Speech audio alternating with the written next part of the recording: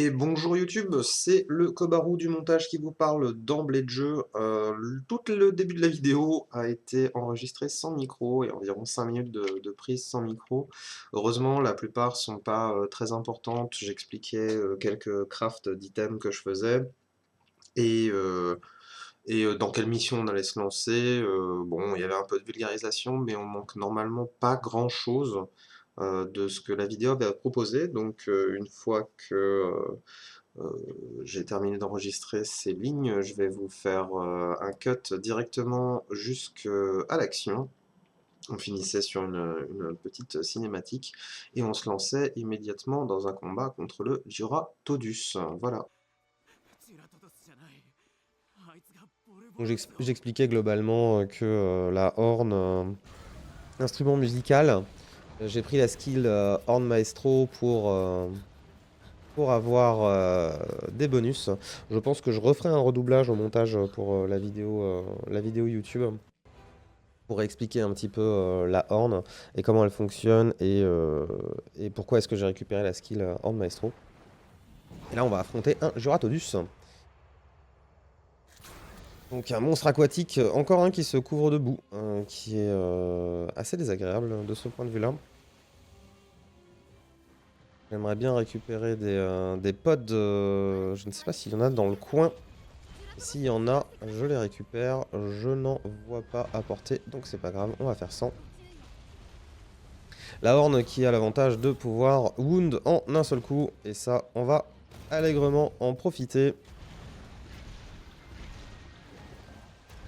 Donc la horn, le truc le plus important, c'est de faire déjà son self-buff pour gagner en vitesse de déplacement, en dégâts, et pour éviter que l'attaque ne soit deflect, c'est-à-dire renvoyée. Health Recovery, là je le fais pour avoir un gros enchaînement d'attaques, mais en réalité c'est un heal. Là je suis full vie, c'est pas très intéressant. Et je suis tombé dans la boue, c'est très désagréable. J'en parlais tout à l'heure sur le Barot, et voilà exactement le genre de situation dans lequel on se retrouve. Je regarde un peu mes buffs. Extended Health Recovery, je pense que je vais le faire. Pour ça il faut que je fasse une attaque spéciale de Iceborne. On fait tournoyer l'arme comme un mongolo. Hop. Voilà. Tac. Et on fait ça pour le buff. On le fait une deuxième fois. Alors idéalement il faudrait réussir à taper le monstre avec ses attaques. Mais des fois c'est pas trop possible. On veut juste buffer. Alors, on a un peu vu à la tronche du Duratodus que je l'avais empoisonné. Il est en train de se recouvrir de boue actuellement. Et on va faire un autre buff. Dommage, je l'ai raté. Ok, super. On a récupéré pas mal de buffs. Ah, on se fait taper par les poissons environnants. C'est très agréable. On va faire un petit heal supérieur. Si on y arrive. Il va nous attaquer par le sol. Et on dodge. Attaque lente, c'est dommage. Putain, les poissons par contre, ils vont me pourrir la vie. Voilà, on réussit les beaux combos d'attaque là qui font bien mal, ça fait plaisir. On va continuer de lui faire tournoyer l'arme sur la tête. Non, c'est un dodge. Le poisson qui m'interrompt le plaisir. On a un peu raté sa tête, c'est pas grave. On lui fait l'enchaînement arrière. Hop. On récupère de la vie, ça fait plaisir. Donc le but de la horde, hein, évidemment, maintenir autant que possible up les buffs que vous voyez en haut à droite de l'écran.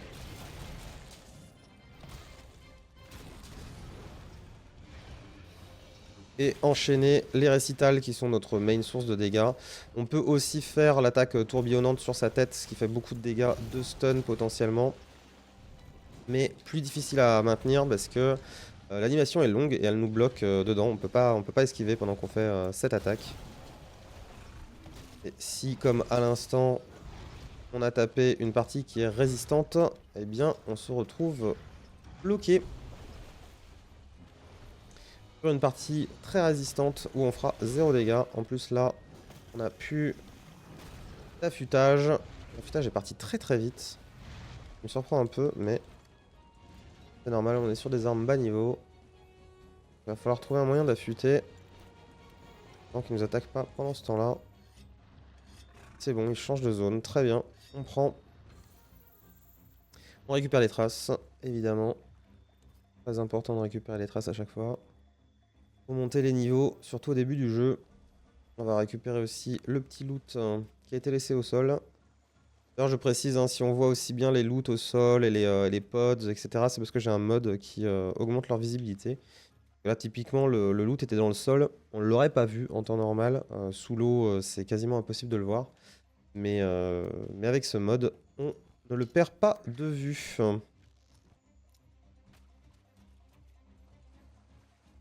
Donc on va essayer probablement de commencer le combat avec directement un récital. Ok, très bien. Je prends récital, soin. Un peu trop loin pour un encore, donc tant pis, je vais rien faire. Ah, ça c'est bien. D'approcher pile au bon moment. Donc on se resoigne un petit peu. Donc là, le but va être surtout de claquer le soin large. Hop, comme ça. Alors je fais des strats un peu avancées sur la horn où en fait je sais à peu près quelle note je veux mettre dans mon arme. Pour aller le plus vite possible sur le fait de faire les notes. Alors c'était pas ça qu'il fallait que je fasse, mais c'est pas grave.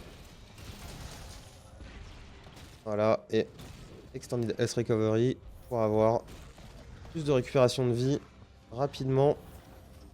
C'est exactement ce qu'on veut. Le but avec la horn étant aussi, en plus de garder les buffs actifs, évidemment, de viser la tête.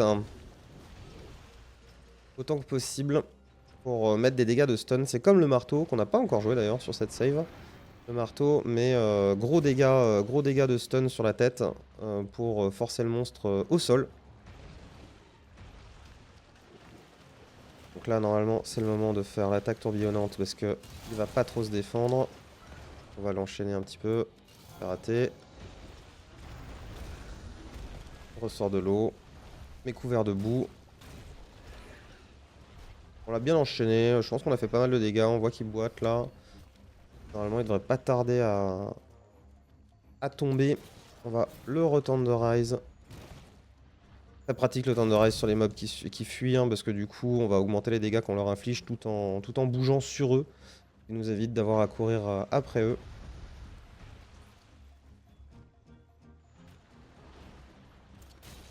Hop, on va tenderize le dos. Faut savoir que sur les Gyratodus, on ne peut pas tenderize toutes les parts, notamment on ne peut pas tenderize les pattes.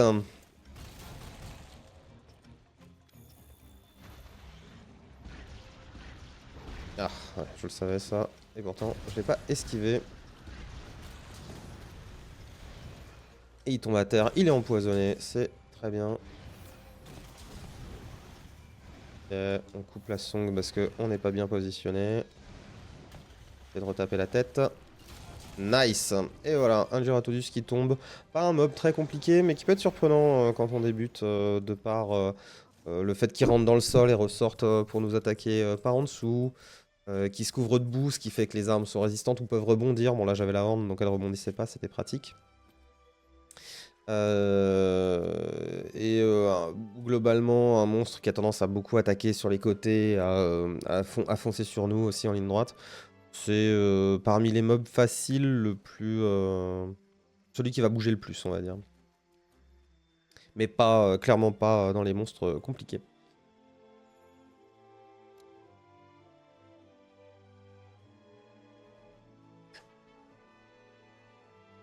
On va simplement attendre la fin de la hunt. Récupérer une trace ou deux quand même. On monte le niveau des monstres pour l'Ecological Master, c'est important. C'est important dans World, mais ça le deviendra moins dans Wilds. Enfin, en fait, il y aura plus ces choses-là à récupérer dans Wilds. On aura automatiquement le tracking sur les monstres avec notre monture. Ce qui sera ô combien pratique.